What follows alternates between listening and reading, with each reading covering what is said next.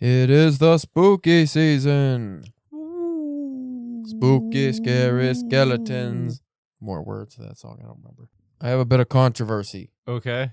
So one of our listeners on YouTube commented on our Edgar Allan Poe Raven episode Okay. and said that there is proof, at least this person believes there's proof, that Edgar Allan Poe did not write the Raven. Stole it. Oh, yeah? Stole it. From who? Well, let's talk about it. Evidence is presented that Matthew Franklin Whittier, known by historians only as the younger brother of poet John Greenleaf Whittier and the author of the satirical Ethan Spike series, was the real and original author of The Raven. There's a lot of academic studies on this, apparently. Oh, yeah? So this is it's a hot topic in the Poe world, I guess, or is this the writing world? I don't know, the literary world. As of like 2017 to 2019. I don't know if people give it too much of a shit anymore, but there's a lot of PDFs and stuff. And I found an article before on this, but now I lost it. But now I'm on Academia EDU, and it has a bunch of PDFs and shit to download.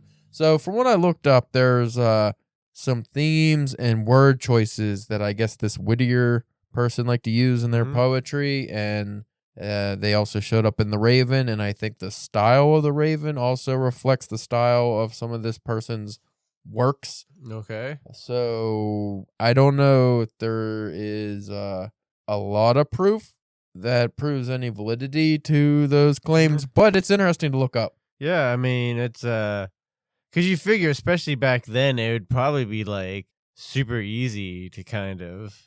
You know what I mean? Yeah, I mean, if you just find... I think from one of the more egregious things I read was that Poe somehow... Maybe this guy submitted to the newspaper Poe worked at or something, and Poe just stole it. Like, just changed the name. I was going to say, like, was it, like... Did you see anything, like, did he steal it line for line, or did he, like... Change it? Like, you know, like, he saw, like, oh, I like that, but maybe change something, you know, kind of. Well, on this EDU...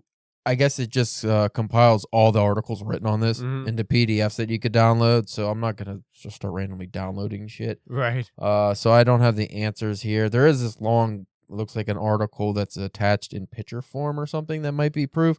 But like I said, if you folks are really interested in that, I would look it up. I'm just going to say Poe wrote it just because I like Poe. Yeah. I don't want to think of him being a fucking... Why is everybody in 2024 got to be a piece of shit? Like, why do we have to find all our heroes are garbage? Right. Everyone stole everything from some no... That's what it always is, too. It's like some no-name. Well, isn't there some shit about, like, they don't even think, like, William Shakespeare or something like... Existed. Yeah. They think he's just, like, a collective. Like, wasn't a person. And as Mark Wahlberg so studiously pointed out in the movie... I don't remember the name of the movie. Some gambling movie, but he plays a literary professor. Okay. Because that's been... Right, yeah, that's perfect casting. And it also stars Brie Larson as the next Shakespeare, apparently. So in that movie, he refutes the claim that I think someone in the class makes. He refutes it by stating, "If you wrote Hamlet, wouldn't you put your fucking name on it?" Makes sense, but again, I mean, I don't know. I think Shakespeare personally was a real person, but I do think he had help because he was writing plays, so it would stand to reason that he would have input, just like how singers nowadays often have other musicians and, you know, writers add lines. Yeah. It's like, hey, this would be a cool line. And they add lines or make the beats for them or whatever, you know. Yeah, so it doesn't mean the person it's not their song. It's just that they had a collective group working on it. So I could understand Shakespeare not just being in a room writing Hamlet out, you know, beginning to end, and that's it. That's the only input was his. Right. I could see other people. No, like I know he was like kind of popular back then too, but like I wonder if like back then even then there was like, is this like a great piece of art or is this just like, oh, this is like a really good play? Like, you know what I mean? In Shakespeare times, it was more akin to being like a Marvel movie. Yeah, like going to a Marvel movie where the language used, even though it's hard for us to understand sometimes and seems very classy and fanciful, at the time, a lot of it was actually geared towards the lower class who would go see these plays. So that's why there's a lot of dick jokes and fart jokes and stuff in there. It just seems classy the way it is now. But back then, it would have been lowbrow. Okay. A lot of it would have been... And that's not saying all the work. I'm sure like some of his works probably would come across to higher society. But it was made for mass audiences much like a Marvel movie or, anything like that. So at the time, he was very popular because he was maybe like a Dickens, a Stephen King, or if we want to go movie example, maybe like a Steven Spielberg, where he creates great art at times, yes, but also creates great stupidity. Yeah. Mindless entertainment. For every E.T. and Jaws, there's, a Schindler's List. Yeah. It's just, that's where we are. I also have some sad news to relay. I don't know if it's actually sad. It's possibly troublesome. Okay. So, for one, this affects both of us. Okay. Siren's Call All right. has not released the issue we're in as of the recording of this. Yeah, that's Today right, yeah. is October 26th. Yeah. So, this is normally the day, the 26th or 27th, that they put these issues out. Word.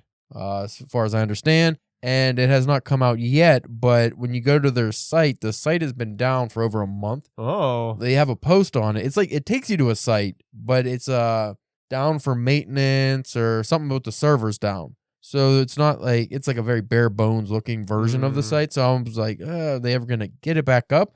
I looked on their Facebook. I looked at some of the editors' Facebooks and stuff. Nothing. They haven't mentioned it. So that's a little worrying. More worrying for me personally, which is the big one. So Dragon Soul Press with the Beautiful Darkness 3 that I'm in that I'm really looking forward to. The Kindle pre-order is still up. There's no mention of the paperback yet. Oh. And I was like, I don't know if they do pre-orders for the paperback, but that's the one I want. I want Right. to be in fucking print. The other ones are in print. But the problem is, and they have it on their website, that they were hit by both hurricane, where they're located in Florida. I think it's Hannah and Milton, like just decimated their crew. Right. So they're obviously backed up, and I guess they got contractors, like they put, got other people doing the work for them. So I don't know if that print book's going to be out on the 30th. Yeah. It might just be the Kindle, and hopefully at least a print book at some point comes out. Yeah, will be available after they get their shit figured out. What I'm hoping is, since it's through Amazon and since they do have the Kindle pre-order, that it's already the manuscript's up there ahead of time. So all they would have to do is just whatever you do to put the book out. So maybe it will show up, and I could get the print copy, and I'll be fine. Yeah. Hopefully. The third bit of news that's slightly worrying is the Wicked Shadow Press Halloween Anthology I'm in. They're releasing 3 of them, and I am in the All Hallows Eve one. And I still haven't seen a date or any post about it. True, yeah. And we got like a week. Yeah. So again, it might come out on Halloween. I don't know. And that's another one that I want to get a print. This is supposed to be a print, but they're supposed to send us a free digital copy. So I had to buy this book, but I get a free digital copy. I have not got an email for a digital copy. Usually publishers will at least a week or so ahead of time. Yeah, you normally have it earlier. If it's not a month, it's usually at least a week ahead of time will give you your copy. So I'm like, oh no, what if that fucking something happened there? On some good news. Oh, anyway. that's good. Good news. So I didn't mention this on air before, but the jig is up. So I got into the Eastern Sea Bards poetry anthology, and when I got into the Pennsylvania Bards anthology last year, I tricked Bryce into I did it in such a way where I kept telling him I was published because he got published in it. He was excited, and I told him I got published in it too. They accepted my poem. But he didn't believe me because I refused to send him the proof email, so he thought I was fucking with him. And since I don't write a lot of poetry, and my goal was to go to the poetry reading that he was going to go to, because they always do a poetry reading, and I was going to just go as support, because the previous year he was in it, and I went just to support him. So I was going to do that, but then at the last second, go up and read my poem, and he was going to be, oh, what the fuck? Good gag, right? Yeah. So what happened was they sent a proof version, and our poems were like right by each other, so he saw my name. So that's what blew up the PA Bard one. And then he didn't even go to it because he went to fucking Iceland, and I did the poetry reading by myself. It is hot dogs. Yeah, so it ruined everything. So this time around, I convinced him that because he was not going to submit to this. He thought it was lame. He's like, fuck it, I don't want to be in it. And I convinced him to do it, thinking, oh no, that'd be really, it's the whole East Coast this time. Like, that's definitely worthwhile. You need to get, and it's like 500-page book this time. I was like, you need to get into this, man. It's like actually competition. It's worthwhile. So like the last day he submitted, and then he was like, did you submit? I was like, why the fuck would I submit to, not knowing that I submitted to it days previous. So I was like, I'm not gonna, because I knew I was gonna get in. And then I was like, why the fuck would I submit to that? And then I made him feel like it was the stupidest fucking thing to get into. And then sure enough, I got accepted, and then he got accepted. But the same thing happened where we got the proofs, and he saw my name. So I was like, ah. So I almost had it so I could have did it again. But this time, him not even like thinking I didn't even submit. You know what you're gonna have to do? You're gonna have to start submitting poetry under a pseudonym. Yeah, I could. But again, the positive news though is I got into that, and it's like a 500-page book, and they already have the pre-orders up, so I ordered a copy of that. So I'll have another print book on the shelf for your poetry. Poetry. Yeah, I don't give a fuck about that. And then they're already on tour with the violent Christmas anthology, horror anthology I'm in. The folks over in the UK, they're taking it on tour, and they're really doing it right. So that should get a lot of reviews. Yeah. So hopefully, I think I got a standout story. I think my story's pretty good, but there's a lot of writers in this, so I don't know. We'll see. But hopefully we get some reviews on that coming in, and I think December 12th that comes out. So excited about that, and I think that's all the news I got. Cool. At least good news. There's still some publications that I'm in that I haven't heard any release dates, so we'll talk more because we don't really have an episode topic. It's supposed to be our Spooktacular, but what happened was we were going to drink and be merry and do stupid Halloween shit, but we ended up scheduling a Halloween party we're going to tonight. Yeah. So we can't really, I mean, we could drink now, but I'd rather. It's not even 2. Yeah, so we'll just wait till the Halloween party and get stupid. I got a clown outfit. Oh. I'm not going to wear the mask, though. It's too big. Cumbersome. So anyway, stick around and we'll talk about probably the same thing we're talking about now, just more random shit.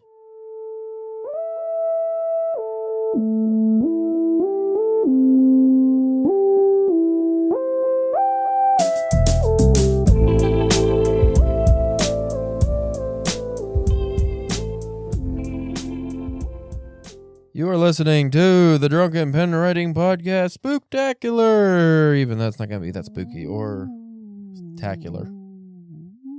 I just do that the whole episode. Yeah, that won't be annoying. I am your host, Caleb James. With me, as always, Spencer, the Salem Satan Stunnerer Church. Ooh. Giving old Lucifer the stone cold stunner. Nice. I just like doing all the rolling around after doing the stunnering. Flipping the middle finger. Yeah. I'd hurt my back doing that. So we have a few bits of information for you fine folks that you might find interesting. So I think this was maybe last month this came to be a trending topic, maybe even just the last few weeks. Mr. Bram Stoker, writer of Dracula, apparently got a new book out. Yeah. Like 100-something years after his death. How does that make you feel? Like you're trying to get like your first like novel published, and a guy who's been dead for 130 years or whatever, 50 years, whatever it is. Makes me feel like a piece of shit. Still putting out work. So Bram Stoker in a library, they found a lost book. Now I've read conflicting reports where it was either a short story or a whole novel. Or a novella. Like I don't know the fucking gamut of what they consider a book. They just said a book. So it's called Gibbet Hill. Okay. Gibbet Hill is an unsettling tale full of dark themes that Stoker would return to in Dracula. Set in Surrey, England, it follows an unnamed narrator who has an ominous encounter with 3 strange children near a murdered sailor's grave. So this is like an early work then, if it's like... Before Dracula, yeah. It's a classic Stoker story, Murray tells Peter. I don't know who these people are. It started at the middle of the article because that's what's highlighted was that whatever synopsis. But this is a whole article on the Smithsonianmag.com. So Smithsonian Magazine talks about an amateur historian who discovered lost story by Dracula author Bram Stoker hiding in plain sight at a Dublin library. So it wasn't like it was buried. It was just in the library on a shelf. And finally one guy's like, hey, what's this one? Yeah. It shows you how many fiction readers there are out there in Dublin.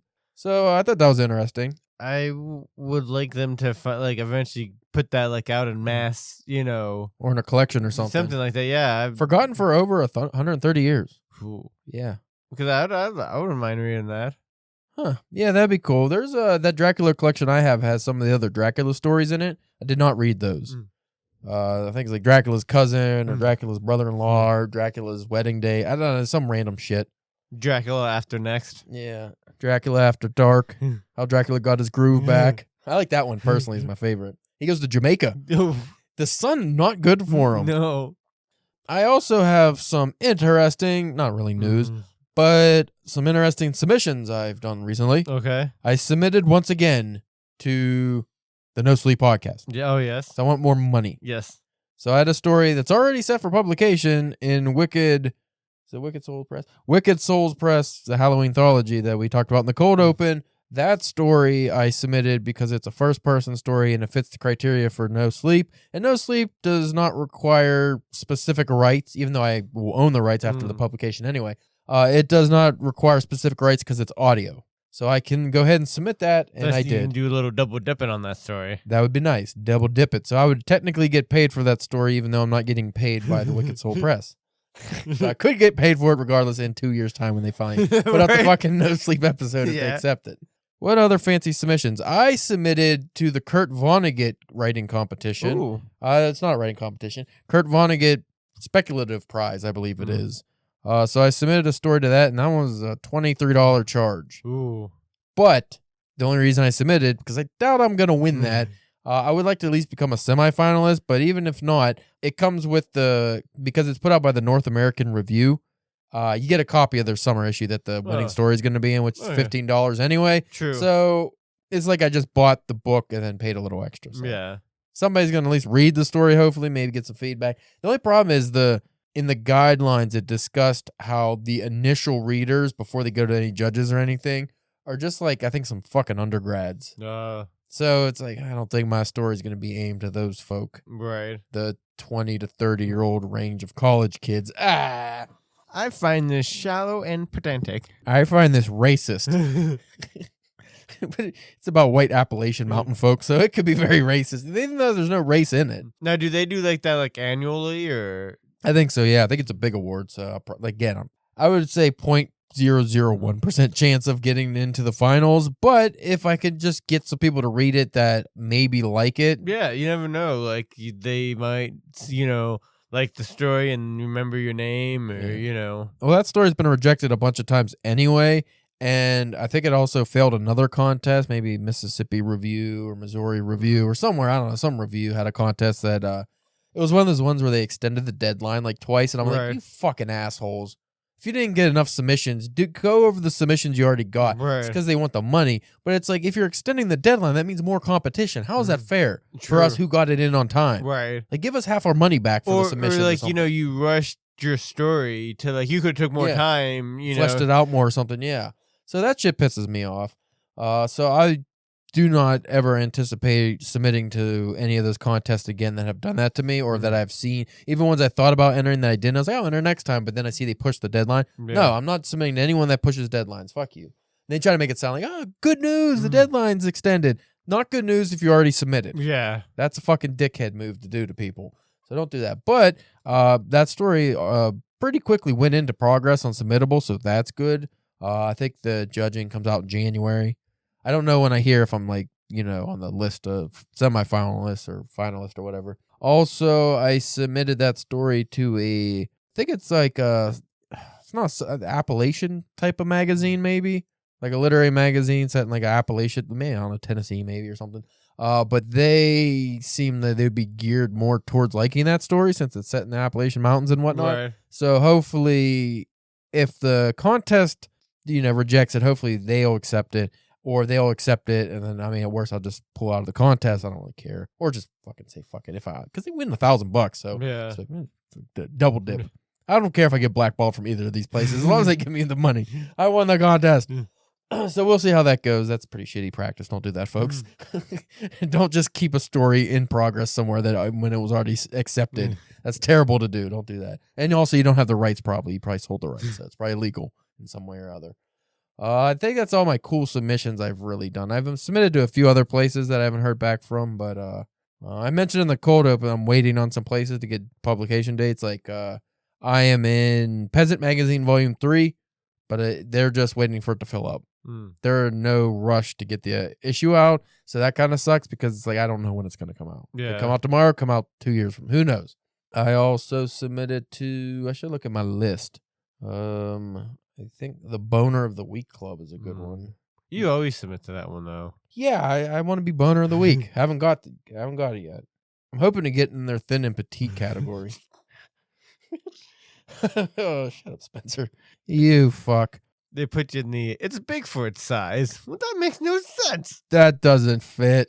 No, that seems to be all the interesting ones that I've submitted to recently. I haven't done a lot of submissions, but we discussed off air briefly that I am writing another Asher Kang sword and sorcery story that's finally coming along because I just finished reading the Robert E. Howard Call of Atlantis stories, or the Exile of Atlanta. Atlantis, not Atlanta. Atlanta, Georgia.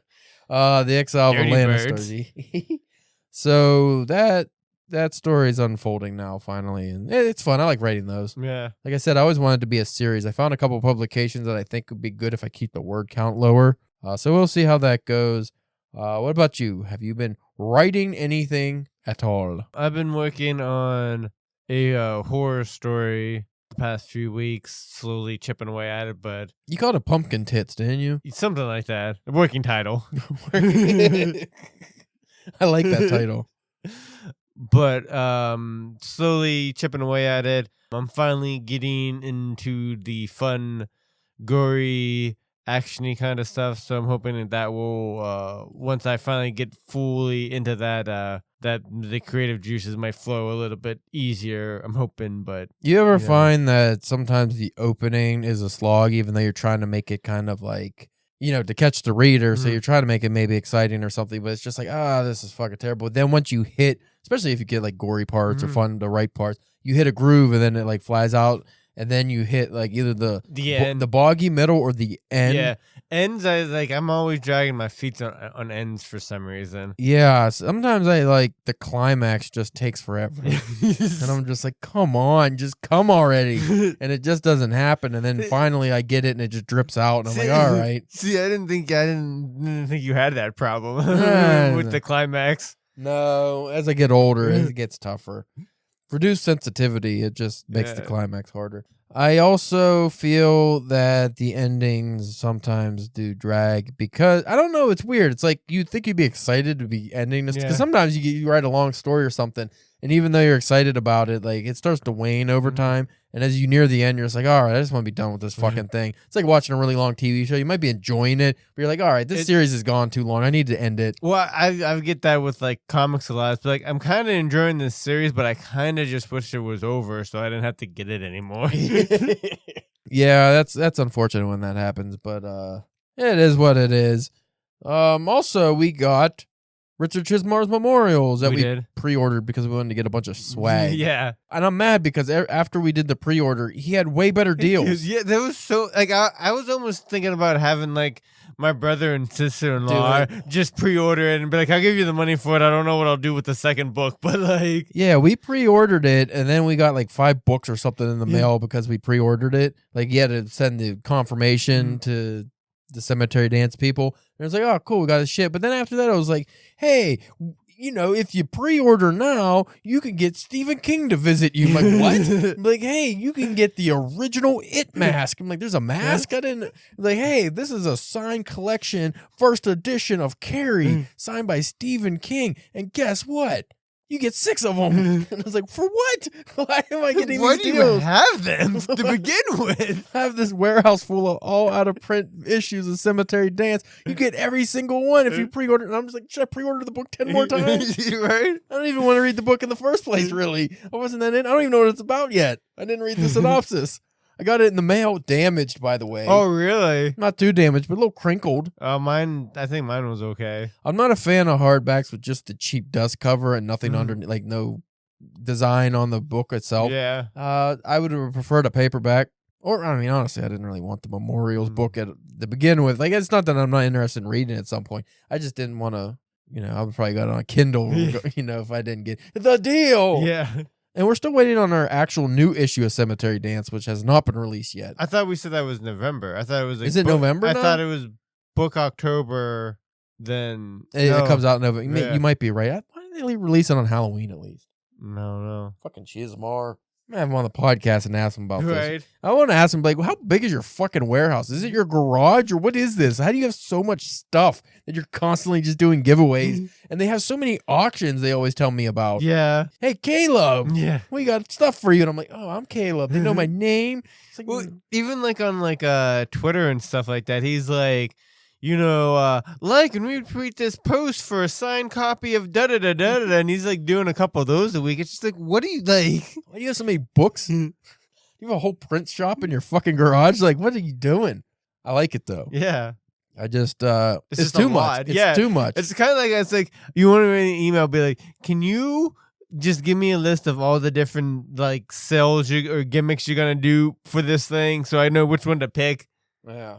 So that's about all the interesting news I think we got. For Halloween, I don't think we read anything other than what we did for the podcast, right? No, yeah. Like I said, I just read I'm not even really reading like a horror book right now. It's like like a crime kind of book. Did you read Unknown Mail? Did you finish it? Yeah, I did finish Unknown Mail. By Nicholas Obregon? I did. You enjoyed it? I did. Good. I did. I also read that, a month or two ago, and I really Right. enjoyed it. I just finished the Call stories, which I think is all the the Robert E. Howard collections I have. There's still more out there I could get, but this is all his main ones I've read. I'm currently like halfway through Leaves of Grass, the Walt Whitman poetry collection. I'm taking my time with that because it's poetry. You can't just read a bunch of them in a row. So I'm reading that. I don't know exactly what I'm going to move on to, though. Like, I don't know, man. I'm kind of thinking Shakespeare, but since I'm reading poetry, I don't know if I want to. Ooh, yeah, that'd be like a weird. I was hoping Cemetery Dance and stuff would have came in, or some of my anthologies I could have got, so I could have started reading those instead. But yeah, I'm not quite sure. Because Cemetery Dance, Chuck Palahniuk, Stephen King, Richard Ramirez, the Night Stalker. No, he's not. He's not a writer. And I think he might be dead. Who else was in that? That Cosby, S.A. Cosby. S.A. Cosby. S.A. Cosby. Yeah. Sassy ass Cosby. Yeah, right. And some other notable names I think were in that. So I really want that fucking goddamn book. Oh, I read the new short story by Joe Hill, Ushers. Oh, yeah. Which that only took 20 minutes, but that was okay. It was a good premise. It was just like make it a novella at least. And so does it mess around with the House of Usher kind of? No, I guess I could give you a pretty quick synopsis. So what it is the police are investigating something, and this young guy, what they're investigating is this young guy. He's like a young therapist, so I think he's in his early 20s or something, maybe. I forget, under 30. When he was in high school, he survived a school shooting because on his way to school, he shit his pants or something. He just didn't go. But what they were really originally investigating him for was because he just survived a mass train wreck by not getting on the train at the last moment. And he told 2 other people not to get on the train, and just because they happened to be there. And sure enough, the train wrecks, and they're like, oh, how did you know? He's like, they think he did it or was involved, obviously. And then what it turns out to be is kind of like a Dr. Sleep thing.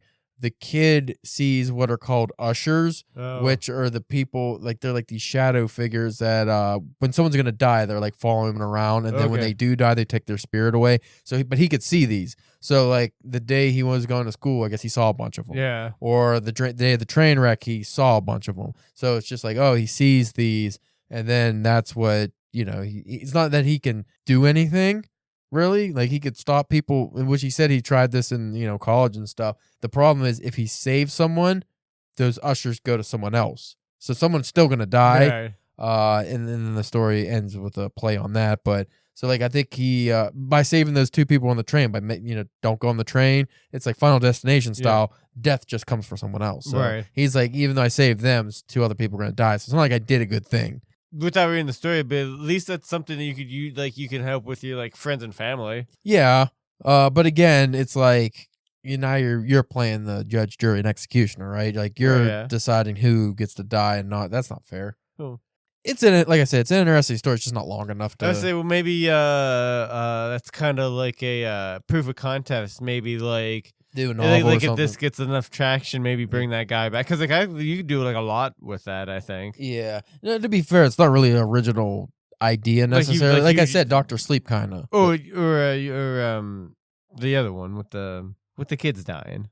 You just fucking said it. The movie. The when you die, it takes it goes Final Destination. Yeah, like it's very Final Destination too. Yeah, it's not like an original concept, but the way he did it was kind of cool, and the way he describes the shadow things and stuff, it was like I said, it was good, solid read. It's like 26 pages. Yeah, if you read it in Cemetery Dance, you'd be like, all right, cool, that's a cool story. I liked it. I got it for free because I'm a I have Amazon Prime, and I guess that if you're Amazon Prime, you get free books sometimes. I don't even really do those anymore. But since it was a short story, I went with it. But if it was just like I had to pay the fucking $15, whatever stupid price it was, I was like, no, I'm not doing that. Yeah. But it was interesting. It's worth checking out. I definitely need to read more Joe Hill. I think we probably discussed this off air a few times. It's like I need to read some more of his work, and I need to read a bunch of stuff, though. That's the problem. I got so much stuff I got to read. I'm trying to get through some of my to-read stuff without buying new stuff. Yeah, it's hard. And jumping things up the pile. Because that's what I keep doing is I keep getting something that's interesting, catches my eye at the moment, Shirley Jackson, and then I bump it up the pile ahead of everything else. And I was like, I need to get the pile down first. Well, then it doesn't also help that, we're rounding into the holiday season. Like, I just had a birthday. You just had a birthday. One of the only things that people know to get us is, like, books or comics, and stuff like that. So it's like even if you're trying to cut down... Somebody still's buying you shit. And there's so many authors I want to read more of, like Philip K. Dick, and there's just so many more Kurt Vonnegut. It's right. Just, I can't. And, like, for the past couple of years, I've been trying to be like, these are these authors that I like, and I'm going to at least try to do one of their books each year. Like I'll do like a Kurt Vonnegut book, I'll do a Brad Meltzer book, and so, but then I'm like, maybe the thing is try to maybe like 2 or 3 author books from an author, and then switch, a couple, not enough so I get tired of their stuff, but just be like, try to get bigger chunks out of them. Like, well, it's just like, oh man, I wanted to read more Steinbeck, and then you push it off, and it's just like, yeah.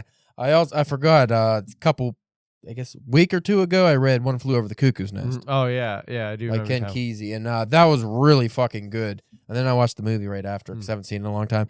The book is really, really good, and I was digging it, and kind of made me hate women a little bit. I don't know if that was a good thing, but it's about taking your masculinity back and all this stuff. But it was a good book, really enjoyable. I read it in like 3 days or something, like really quickly, so... That was cool, but I need to get... that was on my to-read pile. That was a newer book that I put in the pile, but it wasn't in the... Well, probably like almost a year. Yeah, because you got that when you went down to that place with Bryce down at the bookstore. The Loft in Columbus, yeah. So I need to go through my to-read pile and knock out... But what's like nice, though, is like whenever, like how we just said we got done reading Nicholas Obregon's Unknown Male, it's like, you're caught up with him. We don't have anything of his to read until his Sugar Man comes out. Yeah, until Sugar Man comes out, which is it's kind of nice. Like, I don't know why I always forget to do this, but I need to ask him. Like, hey, you got short stories published anywhere? True, He's got to. Like, he's a fucking writer. He can't just write novels. Yeah, you think you'd have something published somewhere. I mean, he was a travel writer for how long? I don't know. He might still do that. So I'm sure he has short stories places. Well, I assume that's what kind of just paid the bill and why we're always seeing pictures of him in all these nice places. Yeah, I would think so. Also, and I think I'd mentioned this on the podcast maybe when I read it, but it was like a month or so ago. I read Bone in the Throat by Anthony Bourdain. Yeah. Fucking great book. So much fun. Yeah, I want to, because you got me a copy of that. That's like, you would fucking love it. It's so much fun. Just nonsense mob and food stuff. It was great. It was fucking wonderful. And it was just at that right time in the early 2000s where you could still be racist if you're a fucking Italian. You just do just a whole bunch of fucked up shit. Yeah, so just a bunch of racist Italians being fucking... It was like, I like that, the fact that they're all pieces of shit. I like that they're just... He just made a whole fucking group of people look like assholes. Because everybody could get behind mobsters being dickheads. Yeah. Forget about it. All right. Gabagool. Let's do a couple readings here, Spencer, unless you got more news you want to discuss or more topics. Not that I can think of. I got a busy weekend, so I don't really want to fucking edit an hour and a half episode if we don't have to. So, the upcoming anthology, hopefully, from Dragon Soul Press, Beautiful Darkness, Volume 3, my story, Dead Men Don't Scream, is featured. And this is a long one. I'm suspecting it's going to be like 60 or 70 pages long. Yeah. Because it's like 15,000 words, I think. Well, when you just had it on your screen, it was like 25 just on computers, Yeah. So when you cut that, Condense it to fit, on paper or Kindle. Well, I'm going through my Asher Kang story in Ethereal Nightmares was, I think, 10,000 words or just slightly under. I cut it some. And that was 37 pages, I think, or something. So, and that's probably the size I think this book's going to be, like the print size and everything, because that seems like to be the basic size they go for when they do these volumes, like these anthologies. So if that's the case that you add 5,000 words to that's got to be another at least 20 pages. Right. Maybe 30. So I'm excited for that, though. Yeah. I want to have a really long fucking story. I'm an egotistical dickhead. What also makes you feel better whenever you do have, like, you know, your friends and family members that do buy the book? It's like, and if they do actually read it, it's like, it's worth them spending whatever money on it than if it's like a 500-word story. I always feel bad when I have someone's like, hey, you gonna buy this $20 book? My page and a half stories in it. Like, I don't want to do that. But this one, yeah, it's worth it because for some people, this is, I mean, we've gotten novellas that were going to be like close to the length of my story. Yeah. Like they're like maybe a little longer, like 20 pages longer than my story. So that's not too bad. So my story, Dead Men Don't Scream. I'm just going to read the first opening scene. But the premise of the story is there is in the 1903, the story takes place, Atlantic coast. What happens is there is something that falls from the sky and crashes into the ocean, and the lighthouse keeper that is in view of this investigates. Some shenanigans ensue. He ends up at a pub, which is there's a big storm coming, and there's some fishermen inside. They're hunkered down, and they're gonna stay in this pub. And what we get, what the story unfolds is basically, let's say, John Carpenter's movie The Thing, combined with, I would say, either like Quentin Tarantino's Hateful Eight, or that's probably probably a good description. I think Hateful Eight, like, you know, just a bunch of sassy dialogue, and The Thing, big monster mash. I poop my pants, baby girl. All right, so let's start this off. Dead Men Don't Scream. The Atlantic coast, 1903. Waves broke over the rocky shore, and the smell of salt clung to the air. A lone seagull glided through the slate-gray sky toward a nearby cliff face. Atop the precipice, a lighthouse warned ships of the danger ahead. James O'Connor, the lighthouse attendant, watched from his lookout as a storm rolled in. Hearing a boom in the sky, James rushed out from the lighthouse in time to see a streaking fireball splash into the Atlantic. The water bubbled wildly upon impact. "May the Lord be merciful." The strong sea breeze carried his words out over the open water. A great mass rose from the deep where the fireball had hit. It bobbed around as a shapeless black blob, then disappeared behind a misty veil. It reappeared moments later, caught up in a turbulent swell. Fixated on the sight, James stood there while the storm threatened to make landfall. Precipitation began gradually as the bruised sky turned black, erasing the horizon with an obsidian brushstroke. The waves towered high, each reaching its end with a colossal crash against the jagged cliff face. The black blob neared the shore with an unwitting comber carrying it as a majestic whale might a bothersome barnacle. The wind intensified while the storm raged forward. James didn't want to take his eyes off the blob, but cold hard sleet started pelting him like slung stones. He hastened back into the lighthouse and put on his rainwear. When he returned outside, the storm was in full swing. The stinging squall beclouded his view, but he still saw the black blob. It rode the crest of a massive wave heading straight for the cliff wall. He jumped back but wasn't agile enough to avoid the break. Seawater crashed violently against the rocks and knocked him to the ground. The icy water sucked the warmth from his bones and left him gasping for breath. A swallow of salty brine made him retch. His neck and back ached, but he scrambled to his feet mostly unhurt. James lamented how foolish he'd been in leaving the safe lighthouse, but the thought vanished when he saw the blob unfurled before him. To his astonishment, it lacked any color or texture beyond an unnatural blackness. Even the rain and seawater left no impression on the mysterious thing. It was like a sponge that absorbed everything it touched. James was at a loss. Inching closer with a cloudburst assaulting him from every angle, he kneeled near the enigma.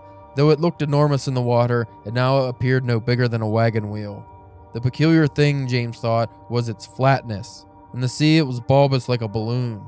On land, it was nothing more than a harmless stain on the ground. The thing didn't move, and James contemplated touching it, but he thought better. His gut told him to go back inside and ride out the storm. He could check on the mysterious blob in the morning. Standing up, he turned away from the blob, but the earth shook and a watery explosion pummeled him from behind. James sprawled face first to the ground as crushing weight drove him further into the dirt.